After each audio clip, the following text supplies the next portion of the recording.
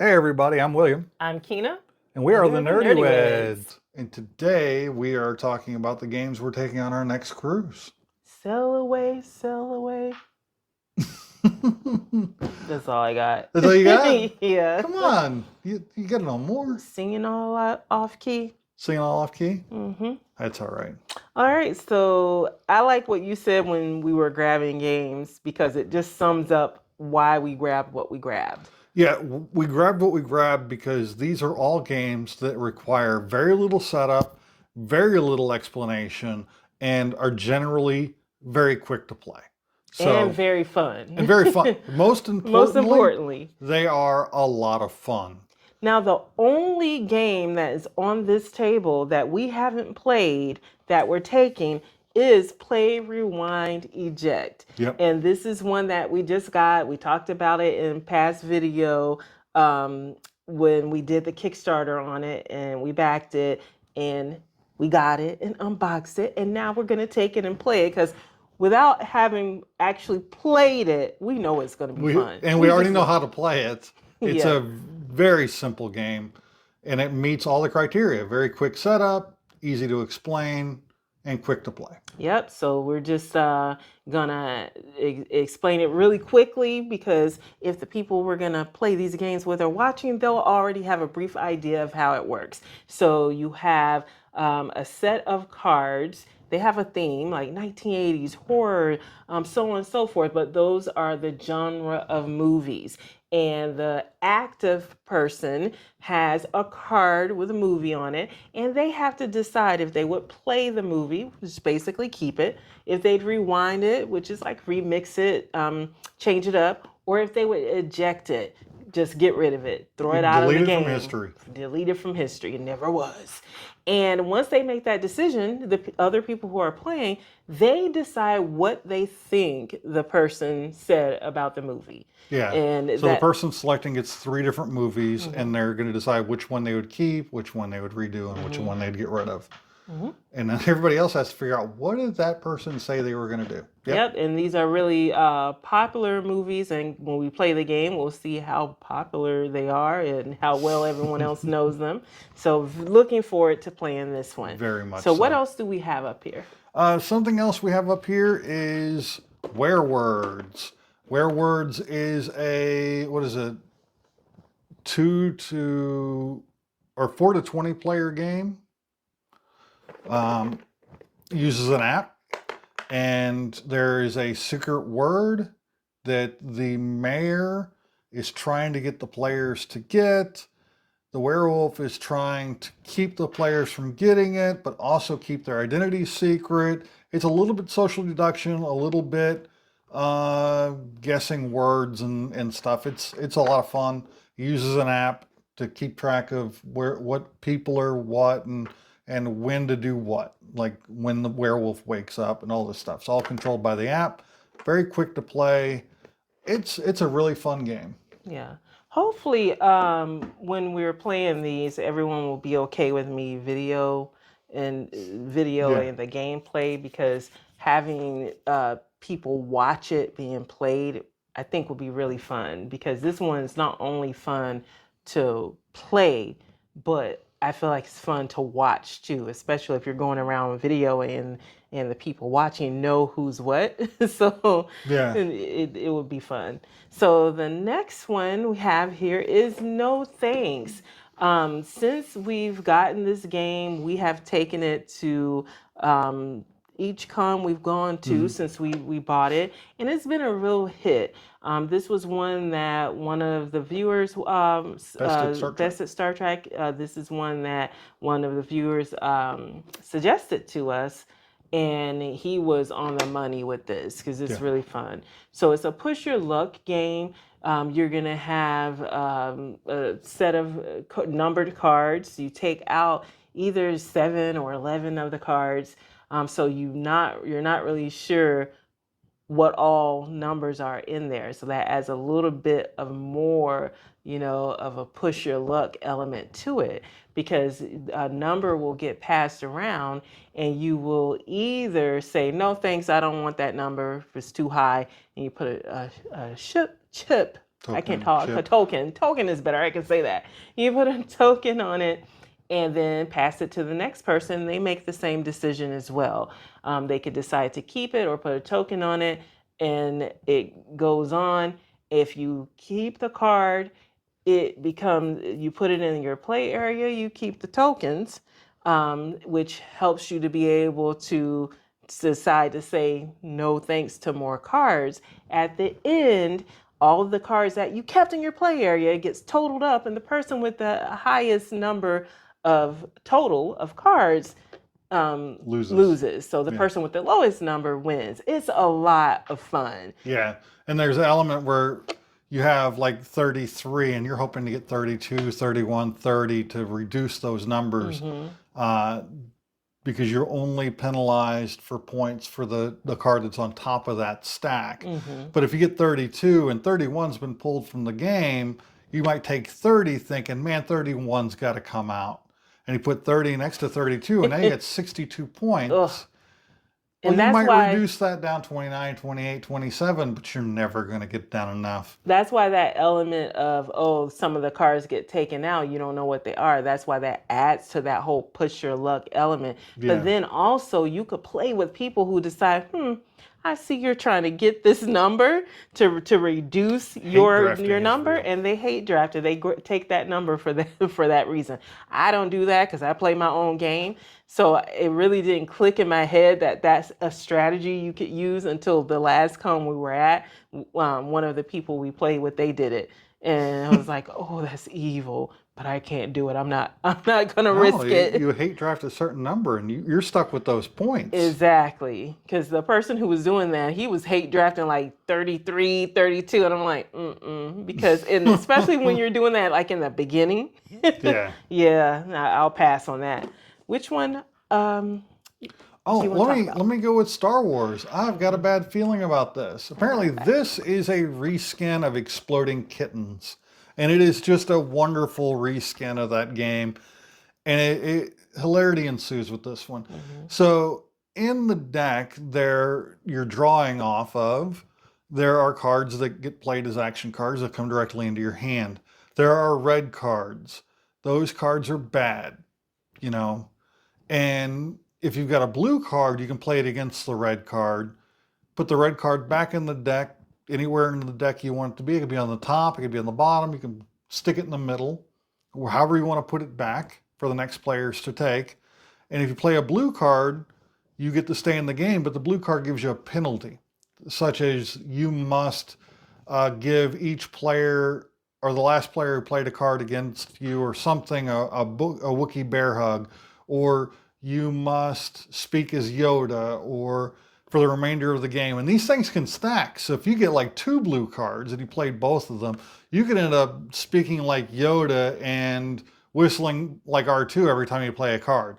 So it can lead to some very funny moments, and that's what it is. If you don't have a blue card, you're out of the game. You get knocked out by the red. We should have people take a shot when they don't do their penalty. Oh yes, because you have to do the penalty every time. Like some of them, you got to whistle like R2 every time you draw or play a card. Or you got to say, I have a bad feeling about this every time you draw a card. Or any number of other actions. It's a lot of fun, a lot of variety, and just a really cool remake of Exploding Kittens. And they do have Exploding Kittens on board, but we're all a bunch of Star Wars nerds. We're going to enjoy the hell out of this. And Exploding Kittens is really fun. Fun fact, the first time we actually played Exploding Kittens was on Virgin. So it's only fitting that we bring the Star Wars version of it to the Virgin Cruise. So the next one, you're going with a big one. I'm going with a big one because I love this game. This is a Target exclusive. And from the moment that I heard about it, I was like, I have to have this game. And I was so happy that I loved it. It lived up to the expectations that I had in my head. So it is a spin-off of Sushi Go, and I like Sushi Go. It's a spin-off. It's a spin-off. Spin some for dim sum. But every time they come out with a new version of Sushi Go, it gets better, because they came out with Sushi Go Party. We love it. And I'm going to just say it. I like this one better than all of them. Me too. They came out with Sushi Go Party, and I was like, this is my favorite. Now they've got this one. This one is my favorite. So we love it so much. We have two of them. So that one hasn't been opened yet. So this is the one that has been opened. Not only has it been opened, it's been sitting on our game table because we just want it out and available. So when we want to play a game, we can just sit down and play this. And this guy, he's so squishy. It is. Oh, he's stuck to it. Sticky and squishy. Oh, wow. I want just a bunch of these. I want a whole pit of them. Just dive into it. Oh, that would be amazing. It's so awesome because you have the menu, which there it is to the left. Yes. There you go. So you have the menu, so it tells you how many points you get for certain sets that you achieve. So you have some of them where you only have to get 2 of them. Or some where you get an odd number and you get a lot of maximum points for those type of things. So you're basically drafting and matching as you're going through the game. You start out on a certain spot. You got your player tokens, and you start out at a certain spot. And if the cards are in your favor, then you get lucky and get the matches that you want to have. But if you're not so lucky like me, you have to use your chopsticks to spin this around to get where you want to go. But you only get 4 of these chopsticks. And for each spot that you move this, you have to put down a chopstick. So you can run out of these pretty quickly. One way that you can get some back is as other players are putting down chopsticks to move around, they start to kind of build up on certain ones. Yep. And you can take that card just to get those chopsticks. Even better if it's a card that you need. Yeah. So if you happen to get this, if you land on one when there's none on the top, but if one of these cards had the little steam bun on it, you would get this, and then when it's your turn next go round, you can move it as far as you want for free without having to spend any chopsticks, and then it goes back in the middle. So it's really that simple. It's a fun game. It's a fun game. It plays really quickly, and it only costs. You can play up to 6 players, and it only costs $20. Like, so much fun in this little box for $20. You can't beat that. So we bought 2 of these games for a total of $40 for the amount that we normally spend for one game. So yeah, because we were on. She don't like this game. We were on our you could totally tell. We were on our way somewhere, and I was like, oh, I forgot to bring Sushi Go. I'm like, I guess we'll just have to go to Target and get another one. He's like, you serious? I'm like, yeah, I'm serious. And it never left the truck. It never, and I'm still not sad. I'm okay with that. I'm not sad about that because I feel like we can bring both of these games on the cruise, and now we've got a 12-player game. We could have two 6-player games. 6-player games. So that's what I think of Sushi Go. What do you got? Now, talking about, we got a couple games here that are on the ship. We almost guarantee they're on the ship. This was on our last ship, but I'm bringing a copy of it just in case they ain't got it. This is Telestrations After Dark. It is a 4 to 8 player game where everybody starts out with a clue. You get a card that gives a clue. The one they gave here is Money Shot. So you have to start out by drawing a picture on your little notepad for Money Shot. And the next person has to guess what your picture, the clue that went with the picture you drew, was. And they pass it on to the next person. Next person has to draw whatever that person wrote. And it's kind of like the game of telephone. Yeah. But you're drawing and guessing, drawing, guessing, drawing, guessing. So every other round, you're either drawing a picture of what the person next to you gave as a clue, or you're guessing what they drew. And then when the cards get back, when your notebook gets back to you, you go in reverse order and you go through until you get to what it was supposed to be. And that's a good time. It's a lot of fun to see what people came up with. and this one is the After Dark version. So it can be a little naughty. Yeah, that's the version we played at Mo's party. I like how you described it though. Telephone. It's like game of telephone. Yeah, Yeah. like telephone with pictures. I like that. Exactly. And I'm pretty sure they're gonna have it on the cruise because we've been on 3 already, right? And every single one they've don't had it. care. But it's like the one time we say, "Oh, they'll have it," is the one time they won't. And Exactly. we don't want to risk it because my sister-in-law, she really wants to play this game, and we want to be able to play it. So the next one I've got is Happy Salmon. This Which is like is the most dangerous game It's the we most have. dangerous one, and this one illustrations haven't even been open. So we'll do an unboxing on the cruise. We won't because all it is cards. This is like the simplest game. You're matching with other people. So you have each player has their own little set of cards, and they're putting one down that has a saying on it, and that saying comes with a hand motion that you have to do. So high five. Everybody knows what a high five is. You put down a card, you say high five, and you have to see someone else around you doing the same thing. And once you find someone, you do the high five, and then you can now put down your next card. And you keep doing that until the first person runs out of cards and that person wins. Sounds simple, doesn't it? It does. But it's so much chaos because everyone's yelling and you're trying to find someone and match with them before another person matches with them before you do. And it's just like a chaotic, loud fun. So the motions you're doing, like she mentioned, is high five, and then you have fist bump, and then you have happy salmon. Hanging. Then you have happy salmon where I'm matching with someone else. And then you have switch it up where you actually have to run around the table switching places with another player who's trying to do the same action. It is loud, it's chaotic, and it's going to be a great time when we've had a few drinks. Did it say that on the box, loud and chaotic? Because I'm like, those are the words that I use. You just repeated everything I said. Yes, I did.